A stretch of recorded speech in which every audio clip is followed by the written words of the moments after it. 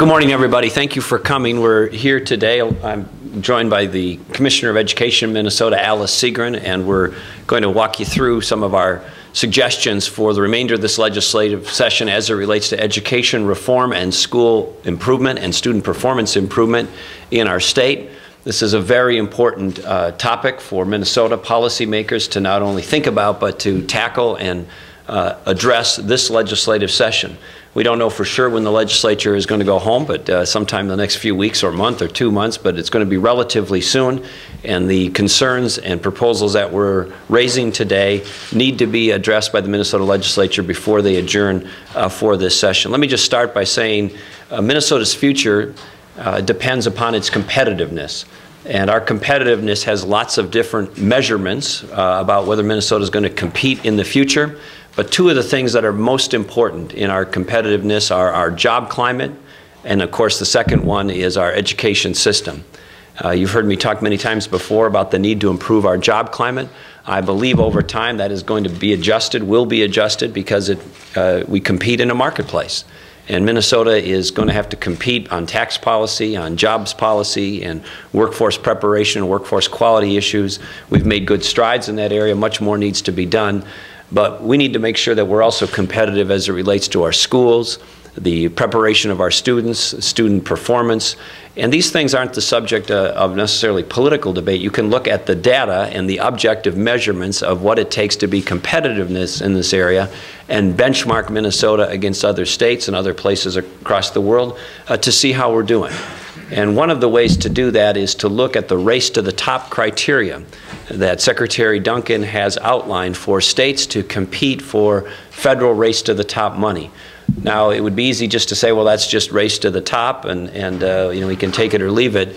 But the criteria, many of the criteria that they have placed in the race to the top application reflect the good work of many organizations over lots of years and lots of decades about what needs to take place to improve schools in our country. And so it's not just about race to the top and chasing some additional dollars as part of that competition. As importantly, it's the work that many people have done on both sides of the aisle across the country for many years that have now formed a consensus on many of these measures about where education reform and improvement is headed in our country. Minnesota has been an innovator in education reform over the years and over the decades. We've always prided ourselves on being first or early in on education reform and innovation. We need to continue that spirit. And unfortunately, education reform has become sadly bogged down in the Minnesota legislature.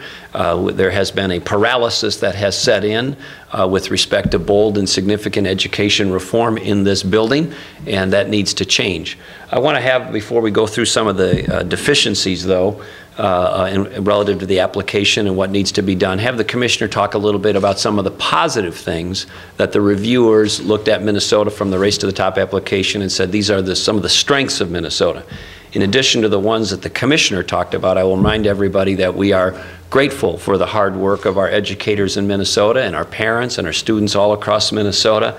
Minnesota has the highest ACT scores in the country. We have amongst the highest NAEP scores, NAEP scores in the country. We have amongst the highest high school graduation rates in the country.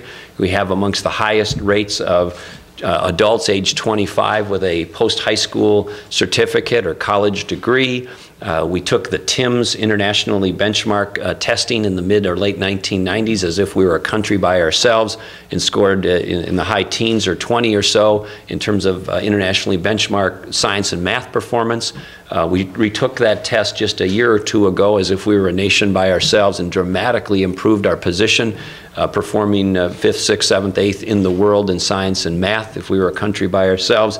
And there are many, many other very positive measurements about Minnesota's education and school performance. But the point is we want to keep it that way. We want to be nation leading, and many other states are hungrier, are on the move, are more forward leaning in terms of reform, and we do not want Minnesota to be passed by. We want to not only keep pace, but we want to be leading the reform effort, not be laggards in it.